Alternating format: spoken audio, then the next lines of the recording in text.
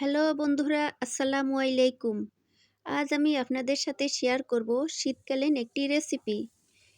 এই তরকারিটা গরম গরম ভাতের সাথে ভীষণ মজা লাগে।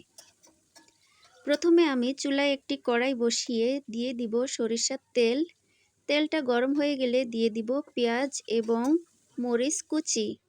তার সাথে একটু লবণ দিয়ে কিছুক্ষণ ভেজে নিব। তারপর দিয়ে দিব রসুন বাটা এবং জিরা বাটা।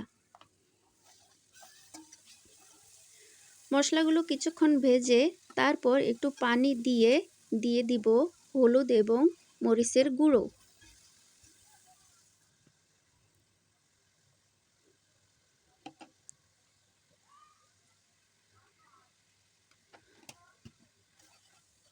সবকটা মশলা ভালোভাবে নেড়ে চেড়ে কিছুক্ষণ কষিয়ে নিব।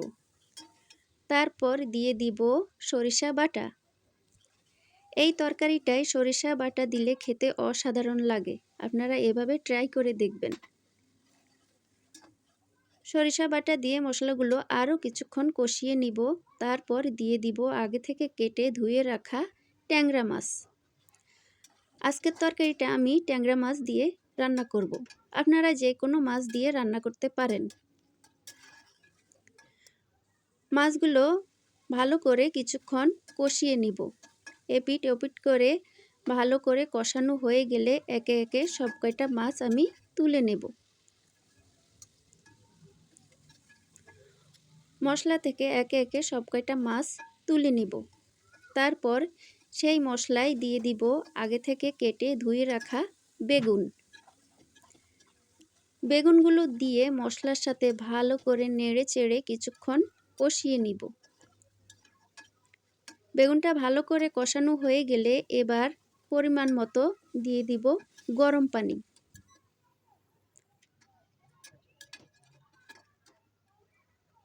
ভালো করে নেড়ে চেড়ে কিছুক্ষণ রান্না করে নিব। তারপর দিয়ে দিব উপর থেকে আগে থেকে কষিয়ে রাখা মাছগুলো।